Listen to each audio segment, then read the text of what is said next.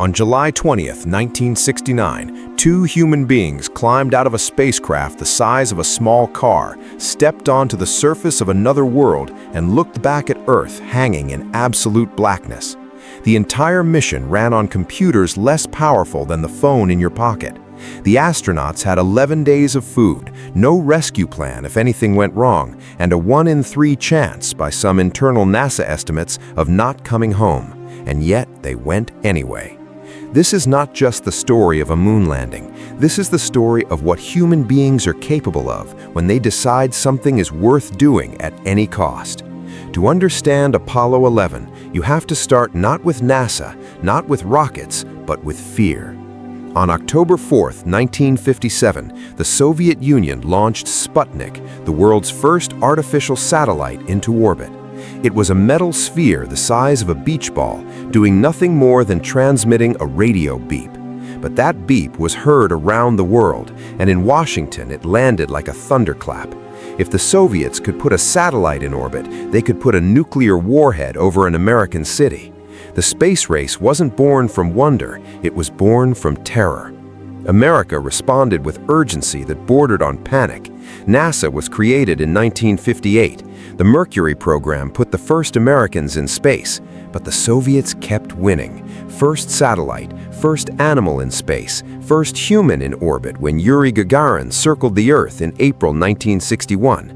Each Soviet milestone was a humiliation, felt not just in government offices, but across the entire Western world.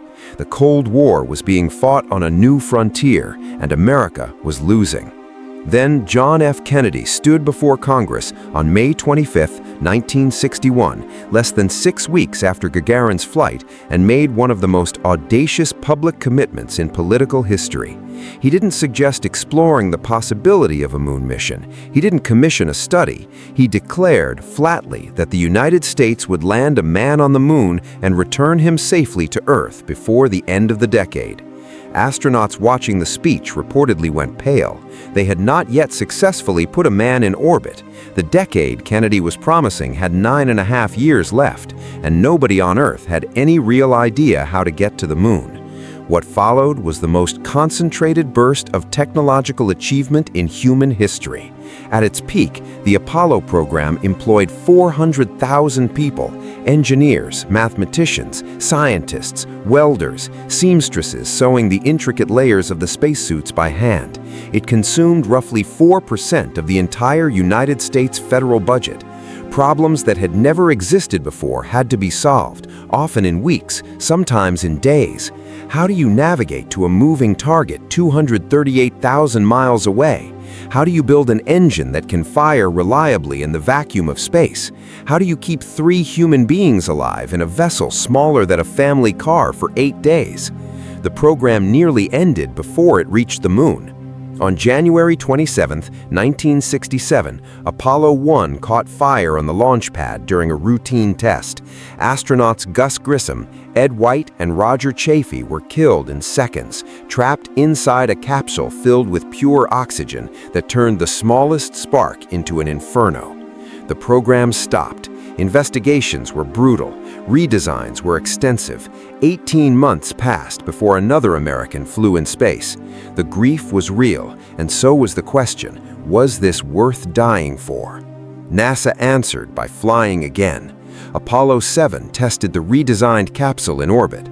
Apollo 8, in one of the most breathtaking decisions in the program's history, sent 3 astronauts all the way to the moon at Christmas 1968, orbiting 10 times before returning home. No landing, but a declaration of intent that electrified the world. Astronaut Bill Anders took a photograph from lunar orbit, a small blue Earth rising above the moon's gray horizon. Earthrise.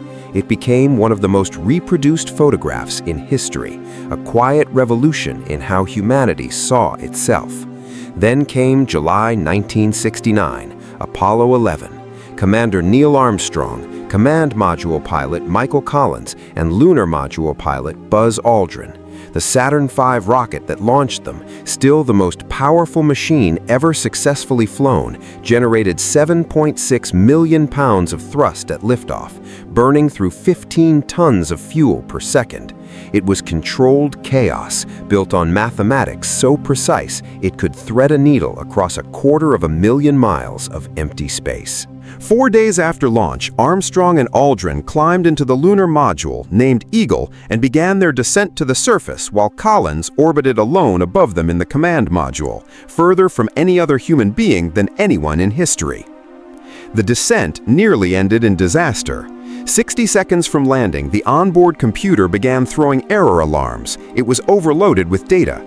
Engineers on the ground made a decision in real time. The alarms were non-critical. The mission could continue. Armstrong took manual control as Eagle sailed past the intended landing site, rocky and dangerous, and flew further across the lunar surface, searching for flat ground, burning through fuel with every second. With less than 30 seconds of fuel remaining, the landing struts touched the dust of the Sea of Tranquility. Armstrong's voice came back to Earth with a slight delay. The Eagle has landed. In mission control, grown men wept. Across the world, an estimated 600 million people, 1/5 of the entire human population, watched on television as, 6 hours later, Neil Armstrong descended the ladder, paused at the final rung, and stepped onto the moon. His words were heard on every continent simultaneously, a first in human history. One small step, one giant leap. They spent 21 hours on the lunar surface. They collected 47 pounds of rock samples. They planted a flag, spoke to President Nixon by telephone, and left behind a plaque reading, "We came in peace for all mankind." Then they fired the ascent engine, rendezvoused with Collins in orbit, and began the long fall back to Earth. Apollo 11 splashed down in the Pacific on July 24, 1969, 5 months and 4 days before Kennedy's end-of-decade deadline. All 3 astronauts returned safely. The mission had worked. But what Apollo 11 truly achieved went beyond the mission itself.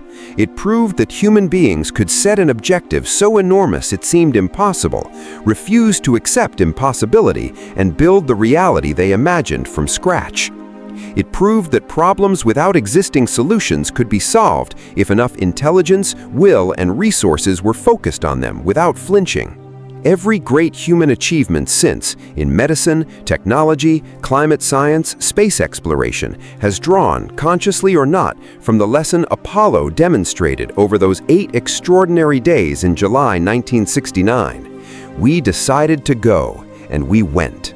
If this reminded you of what we're capable of, subscribe, because every week we tell the stories of the moments when humanity decided to do the impossible and actually pulled it off.